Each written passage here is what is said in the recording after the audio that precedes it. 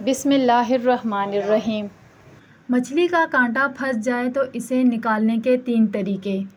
अगर हलक में मछली का कांटा अटक जाए तो नींबू का रस पीने से कांटा घुलकर नीचे चला जाएगा। इसके बाद दूसरा तरीका ये है, अगर हलक में मछली का कांटा फंस जाए या गोश्त की छोटी हड्डी भी फंस जाए तो उसके लिए कच्चा अंडा फेंट कर पी लें, कांटा घुलकर नीचे चला जाएगा। और तीसरा और आखिरी तरीका जो बहुत ही आसान है, अगर हलक में मछली का कांटा फंस जाए तो गुड़ खाना चाहिए। इसके अलावा केला भी खा लें तो फ़ौरन मछली का कांटा निकल जाएगा। उम्मीद करती हूँ आपको ये छोटी सी वीडियो पसंद आई होगी। वीडियो को लाइक करें, चैनल को सब्सक्राइब करें।